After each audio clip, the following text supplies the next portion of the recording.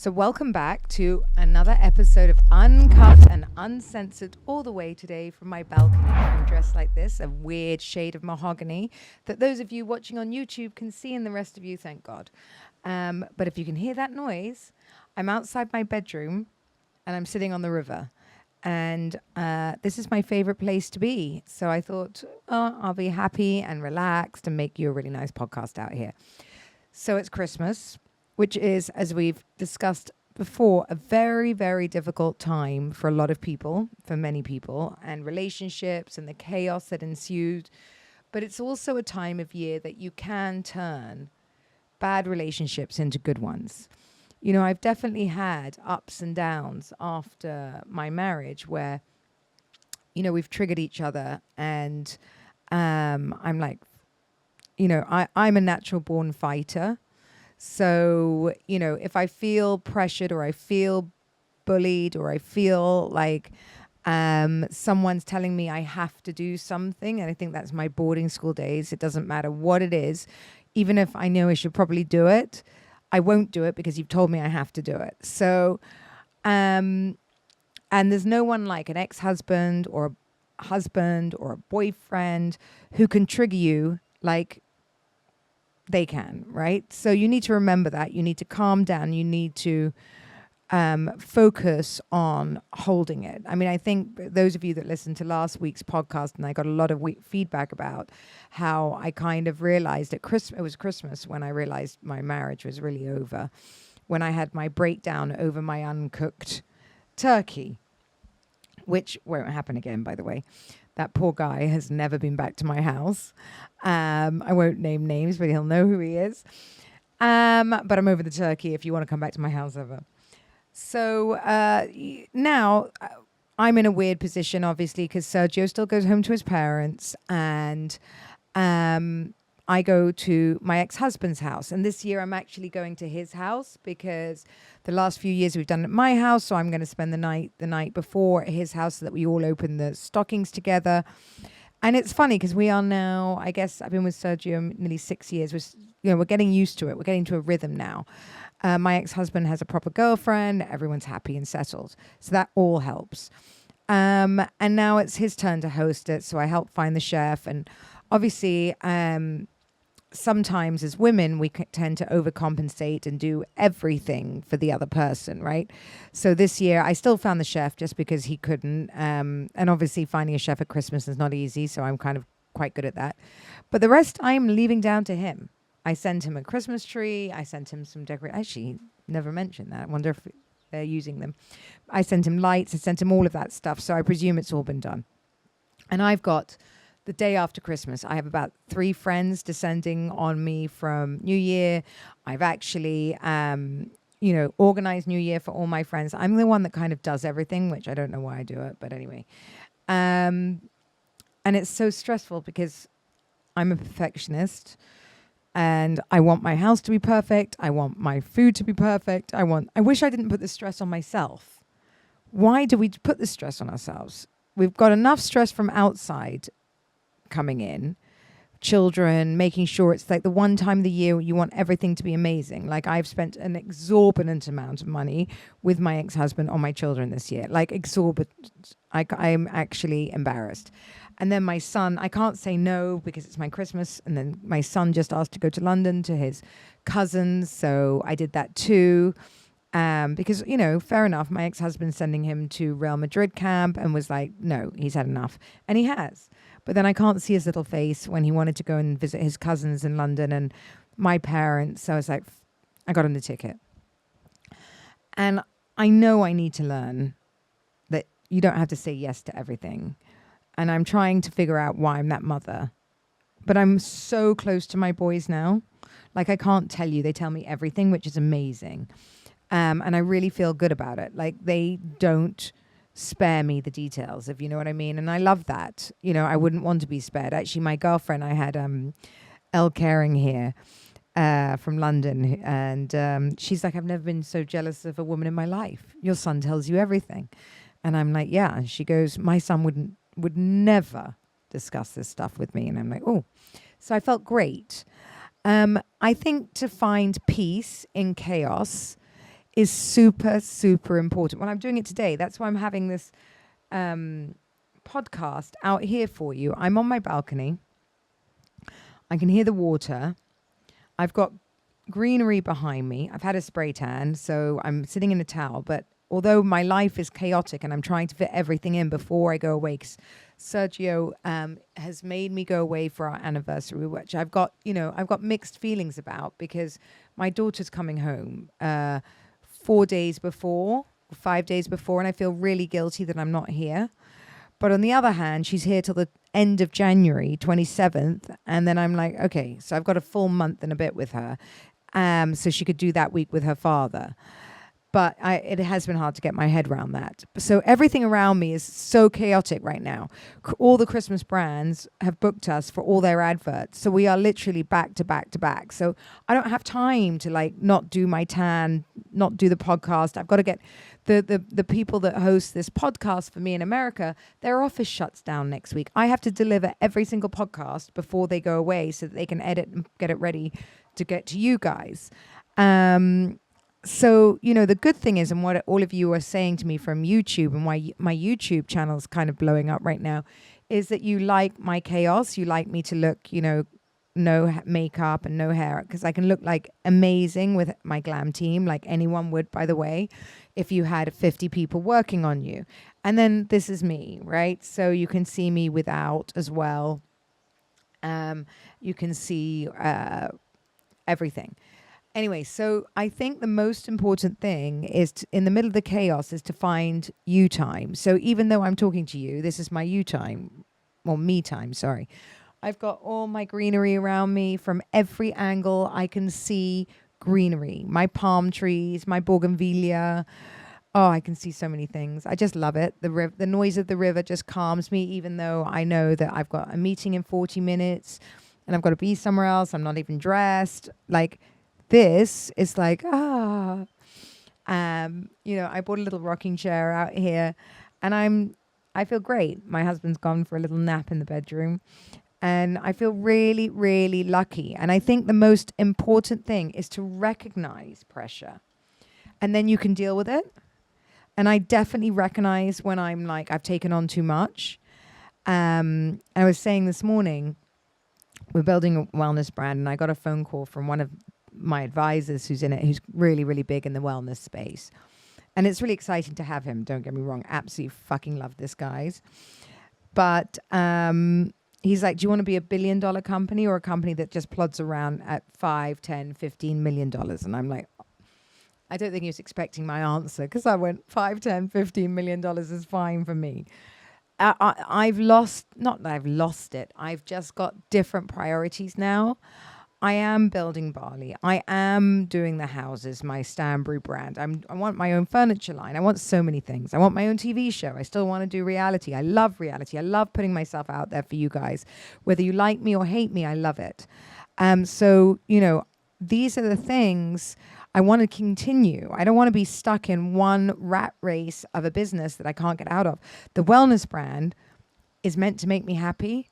The wellness brand is meant to be all the things I love, or need in my everyday life for you, right? So things to de-stress me. So if I'm stressing myself the fuck out, making the wellness brand, what's the point? Or my hair's falling out because of it. And I've got so many more products I want to release and to give to you. And, Bust the Label's meant to be a joy, not what I put myself on last time, where I got too big, too fast and couldn't cope anymore. Understanding what triggers you in stress is so, so important. And as I said, recognizing the pressure so that you can reduce the feeling of isolation and that there's no hope or no help. Those two things are so important. So understanding what triggers you and recognizing pressure and then being able to target it and take that on. What can I do to ease the pressure? Or okay, ladies, going up to Christmas, what drives us crazy? So not only on our normal day-to-day jobs that we all have to do. So I've got promotions, podcasts, hair, makeup, nails, all the stuff that I need to do before I can even step foot on a shoot, then the shoot, then the this, then the that, and the travel. And then I've got 3 teenagers, okay? Now I'm already having a heart attack. What are the things I can do to help myself now relieve that pressure? First of all, be prepared, right? So now I have a diary because I know that everything's getting chaotic, and I schedule all of the things in the day so that I don't have too many items and I have at least an hour or two me time. Then I've already done all my children's Christmas presents. So I made them do a list because I'm going away till the 19th now. I made them all give me their Christmas lists. Christmas gifts are all done. Even did them for my ex-husband. So he doesn't need to think. I don't need to think. Food. Hired a chef. Done. Understand that many people can't. Very different price out here before you all look at me like I'm a bitch. And also, I ordered the food. It's done. Travel. My schedule is done. So today I'm not leaving for a week, but I started doing looks for every single day because so that I know what I have. I can only take one bag on this trip because I'm little planes. I'm working for hotels and things like that. So I do need the outfits. But again, I'm going to a retreat, so I'm going to switch off. But I do need to have gym gear and all of these things and accessories. So I've done all that. So I'm not in a rush 2 days before because I'm working at F1 and I won't have time. So all of these things, what is it that people triggers me? Okay. Stress of money. Did we overspend? Doing family traditions, making sure the children's okay, and rushing, right? So I've already done, I budgeted and gave each child a budget. So I knew what that was. So that's done. So that takes that financial strain for anyone that's out there. I'm not doing stockings this year because they had expensive gifts that they all wanted. So there's no stocking, there's no complaining. Juggling family traditions. Well, I already made that decision. I'm staying at my ex-husband's house for the night. I'll get up at 6 a.m., do that. Then I will come home, take care of myself and go back again for dinner. And trying to meet everyone else's needs and not then. Well, again, I've been 2 months out. I already did the Christmas decorations ages ago. Some of you thought I was mental, but first of all, I love Christmas decorations, so I'd live with them all year round if I could. I mean, I don't even want those soldiers to go anywhere. I'm trying to think if they can just live in my garden. And, I love seeing it all like this. For me, it upsets me that I can't leave them up longer or have them after Christmas. So that was a pleasure. I did it in November. And actually, by the way, people, if you have someone that helps you or someone that delivers trees and all of this kind of stuff, normally they're super happy for you to do it so early because they're not as busy or as rushed and they have more time. Then the next thing to take care of yourself is really prioritize quality time over perfection, okay? Now, I'm a perfectionist. I want everything to be perfect, but we've all learned over the years, especially me, after my turkey breakdown, that nothing can be perfect. And by the way, when you're a perfectionist, like my husband, so he'll buy something. He'll buy a t-shirt or a beautiful shirt or a pair of shoes, and it'll be his favorite. Absolutely favorite thing that he won't wear. He'll wear once every, 3 months because he's saving it for the perfect occasion. Then he'll bring it out and without fail, okay? It doesn't matter where it is, without fail, he steps on it, drops oil on it, trips on it, someone steps on him, runs his foot over. I don't know what it is, but his clothes, it's ruined. Or he'll find a pen mark. And I wear mine like I'm about to bin them by the end of the day, and they are fine. His, literally, and I said to him, it happens every fucking time. Every fucking time you save something. I said, if that isn't God telling you to get over it, it's a fucking shirt. Get over it. You can get a new one when this one runs out. And learning to give yourself the peace. Okay, I've used it. I made a little mark. Relax. I used to send myself spastic. I mean, I just bought this Birkin. It was like, the one with the smooth leather. I called everyone. everyone that owned one. It was like, oh, how, because Michael Koss, my friend in Paris, he was like, oh, this is, you'll love it, but it's really, really delicate. So I was thinking, fuck. And I left it like on my shelf forever because I love it. And then I was like, I've just got to wear it. And then my friend in Dubai goes, well, the first scratch is the worst. And then, of course, I scratched it, but tiny, tiny bit. And I gave myself anxiety. And then I was like, actually, it looks better. That's your perspective. It looks better. It looks fine. It's just, it looks like, I don't need to walk around with a new fucking bag for the rest of my life. It's not new. I use my bags. I love my bags. And if you're going to worry about it that much, don't fucking buy it. Don't give yourself the headache. So releasing pressures like this, do things that encourage, time for you. So I'm doing my work. I'm talking to you, but I'm doing what I enjoy, listening to my river. And I'm sitting on my balcony in heaven right now, but still managing to get done what I need to do. So I'm super proud of myself for this. And, look at things that you can do, what do you do that makes you feel relaxed? Some people love to cook, take a walk. Sergio and I like to take walks. He loves to play. My husband loves to play paddle with his friends. That makes him relax.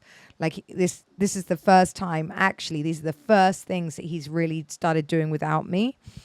Just because we live in this community, which I actually really love community living.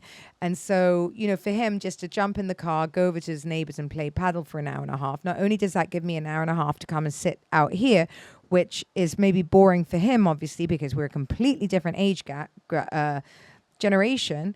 And paddle is just not my thing. I can't get into the whole wall thing. But, it's really sweet that he wants to do it with me. And I love him for always asking me and wanting me to be there. But this gives us the time that we can both have the simple pleasure and just relax on our own. But then there are other things like the travel that we're about to do in Thailand. And we're in the middle of the most chaotic time of our lives. I've got calls with networks. I've got the podcast. We're doing all these, as I said, Christmas commercials.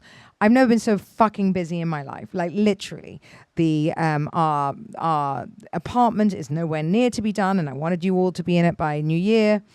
All of this kind of stuff, right? Yet I now think this is the best time for me to go to Thailand, and I'm going to Shiva Son, and I'm going to lie on my back for 5 days, and I'm thinking, am I nuts? But actually, no, because I'm going to come back in the middle of this chaos, and first of all, Sergio and I will have reconnected.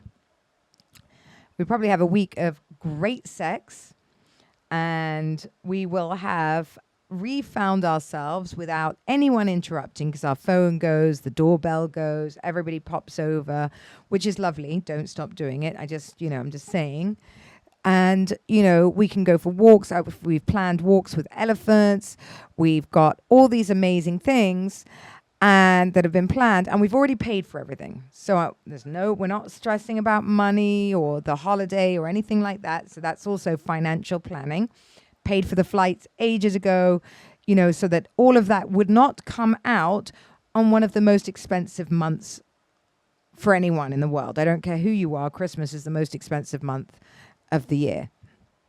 So, learning to do and prepare those kind of things means that you just have a deeper connection with the person you're with, because you're not so fucking stressed out that you hate life. It also means you protect your mental health, and you communicate better, and you discuss your boundaries and the importance of having the boundaries and the emotional energy to deal with anything. And, that's what I mean by having the power to set the boundaries with your ex-husband, your new husband, your kids, your friends. And so, that means things like telling your children how much they can spend. But mummy, I want this, I want that. Everyone else has got it. No, that's it. That's your lot. Setting boundaries with your ex-husband. I don't know. Got to think about that one, what that one looks like. But I'm sure there are some things we can all think about, like telling him, that you're not going to do that. I did Christmas last year. You're doing Christmas this year, all yours. I didn't bring my staff last year. You didn't bring your staff last year to my house. I'm not bringing them. It's on you. Christmas is yours. So you do it, which is great because I'm going to enjoy it this year. I'm going to be a guest. Going to love it. Not normally I'm doing it and I don't really enjoy it. I'm like a busy idiot.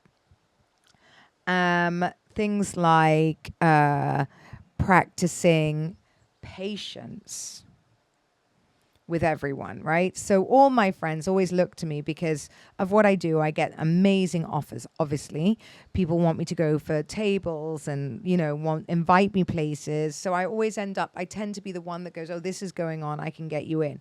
I've got to stop doing that all the time because not that I don't want to invite everyone, but like the trouble is we have quite a big group. And then what happens is everyone on that group obviously expects to be invited and it's not always possible. It's just not. So, it's not that I don't like somebody on the group. It's just there's just a certain number of people and I can't feel bad about that. If I invite one to one thing and not to the next thing, then I'll swap it round. But, at this stage in my life now, I need to set those boundaries that just because I have access to everything doesn't mean that I am going to be providing everything to friends all the time. I need to also have it back, also be looked after, and also feel like, it's appreciated, right? So, it's balancing all of that so it's not overwhelming. I've got to learn to decline Christmas invitations. It's been fucking nuts. Let me tell you, for the last 14 days, I think Sergio and I have been out every single day, be it lunch or a dinner, until Christmas because, we know a lot of people and we don't want to let people down. And even the PRs here are so lovely to us that you don't want to let them down. But then you realize that you need to set those boundaries and say no, because Dubai, you could go out every night of your life for the next year and a half and not even flinch, So it's not that you're ungrateful. It's just that you can't do it or you'll burn the fuck out. You have to have those boundaries in and say, I'm not going to do this to myself. Learning to decline an invitation or a commitment or that feels draining or that that you're like going, oh my God, do I have to go tonight? No, you don't. The simple answer is no, you don't. And I used to say, oh yes, I don't want to let people down. But then I realized people let me down all the time. But I don't have a shit fit over it. I'm just like, oh well, people let me down. Why can't I let them down? Learn your limits. Very important. Next, managing family dynamics. Oh, this is a good one. Holidays bring tension to all families in the surface, especially if you're divorced. So it's really important how to discuss and navigate difficult conversations, sensitive topics, old conflicts, or changing structures, right? So this year, as I said, we're doing it at his house. So I presume his house, his rules. Other than spending the night there, which is not my favorite part or his favorite part, to be honest, it's a bit weird. I've never slept at his house, but he slept here for the last few years. So I will do the same for him because, out of respect for our children, and they get up so early, there's no way I can get up at 5 o'clock and drive across Dubai to go and do what they want me to do. And it means so much to the kids. They love having us all under one roof, and I get that. So I'm prepared to do that. But it's not, it's not something I long to do. Obviously, I'm not a great sleeper at someone else's house anyway. I'm not a great guest. And it's my ex-husband. But again, this is new. This is my first year. I'll get used to it, right? I'll get used to it. And as the kids get older, they're not going to want to do it at 5 a.m. anyway. Then there's only a few more years they're going to get this excited about Christmas. And, it's over. We have very adult conversations now all the time. They don't end up in arguing anymore because I've realized I don't need to argue because I don't need to say yes. Before I had to say yes, or, I had to do what he wanted, or he had to, I thought he had to do what I wanted. Now, neither of us feel that, we go, okay, no, that doesn't work for me. End of. When I want to leave, I'll leave. Like last year when I was having a party, he just disappeared off after he'd done his lunch and seen his friends. He left when he wanted to. I will do exactly the same. So I don't feel any tension to be a certain way, do anything. I've put the list of what I would like the food to look like or I would like in there. But if it doesn't happen, okay, he knows what he's doing. The kids are over there. I'm sure he's asked the children. I'm staying out of it. I'm staying the fuck out of it. I'm going to have my Boxing Day here with my girlfriends and everyone that's arriving from New York. And that I'll be in control of. So, when you're divorced, you just have to sometimes go with the flow, right? If they irritated the fuck out of you when you were married, I'm sure they're going to irritate the fuck out of you when you're divorced, right? So how do you handle that? Not let it get to you because you're not married anymore. So there's nothing to worry about anymore. Like, you're not married, so why does it affect you? Shouldn't. And over the years, I think we've both got to a very good place where we're like, okay, you do you, boo, and I'll do me, because we're very different people now. So I think that really helps. And, well, that leads into compromise and flexibility. And compromise when you're doing things like this in somebody else's house or you have long-standing traditions is one of the most important things. You must compromise. It can't just be your way. In my house, it can be my way, but not at his house. Even if I don't like it, his house, his parade. And having compassion for each other and being supportive so that if the kids end up fighting, obviously, even if I don't completely agree all the time, I always back him. Like, I'm going to back him because that's what you have to do. I wish he'd back me more sometimes when the kids are irritating, but that's what you do. And, having empathy for the situation. Focus at Christmas on kindness, not gifts. And I think that's another big one. I mean, obviously gifts are a huge part because we've got teenage children and that's all they're excited about. The whole day is about gifts for them. But I think it's also about learning and seeing what emotional needs each person needs. Because Christmas, as I've said, can bring out a lot of difficulty. If your kids have my daughter's 18. If she's broken up with someone, she's not seeing someone, or a friend is on their own. I think about all of these things, right? So I've always said, whoever's on their own, join us. This year's a bit harder for me because I'm not at my house. But I have a lot of single friends who are alone and lonely at this time. And I think, focus on welcoming them rather than, thinking about gifts for them. I think sometimes just your time. Oh, excuse me. Sometimes just your time and your thought just really, really makes somebody's day because we get so involved in our own families and we forget what other people are going through. I was actually just saying, here, life's very different. Like the housekeepers work Christmas and all of that. And I was thinking today, well, my housekeeper can go home because, I'm not having Christmas here. My ex-husband is. So, she can have the day off, to be honest. So, I'm actually just managed to find an apartment that I'm buying at the moment for my housekeeper and driver.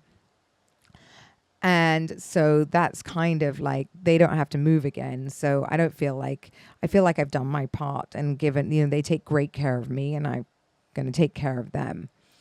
And so that's exciting, but it's focusing on what other people's needs in these situations and, making sure everybody's happy at Christmas and not just you. New couples, families, people that take care of you. Is everybody happy around you? Or what do they need? And also acts of kindness for strangers, right? Think about if there's anyone that around you in the community that needs helping or that you could, donate a meal to or just make sure, because Christmas, again, is a time where maybe someone can't afford gifts for their kids.